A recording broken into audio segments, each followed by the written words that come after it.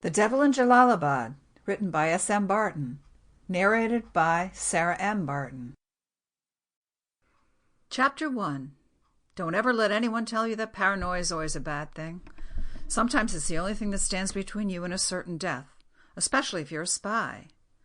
My name is Catherine Ballentine, and in case you're wondering why I'm telling you my real name, it's because I'm madder than hell about the fact that I'm floating in the middle of the Atlantic Ocean on the charter boat I hired to take me to Nassau.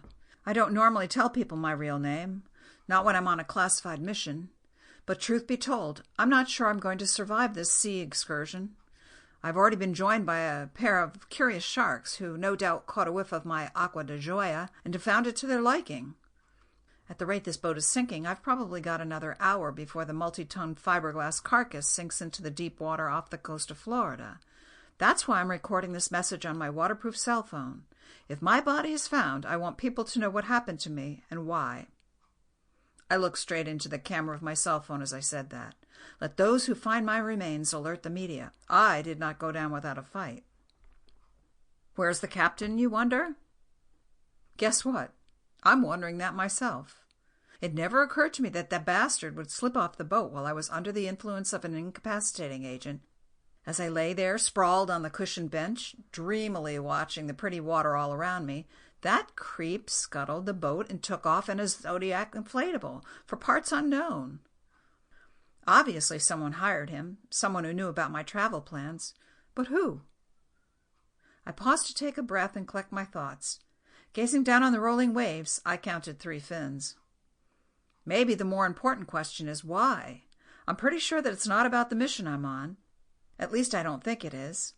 I was asked to carry out the final request of a man who had spent decades serving the government. When he died, he wanted to be buried with the fishes. Peony Purvis called me from Langley to ask me to handle it. I had just spent more than a month in Miami getting all my ducks in a row in anticipation of making his directive a done deal. I needed this permit and that form. I made sure he had no living relatives who could come back to submit a claim on his estate. I personally boxed up all of his belongings and disposed of them appropriately. Some went to charities he selected while writing his will. Some went to charities I picked because I didn't want to just toss things away. But before I did anything, I had to go through his house, inch by inch, to be sure there were no classified materials left there. I examined every floorboard and wall, looking for his hidey holes. I tracked down every bank account listed in his estate and secured the funds. He left detailed instructions for his estate, and it was my job to carry out each and every one of those wishes. Sample complete. Ready to continue?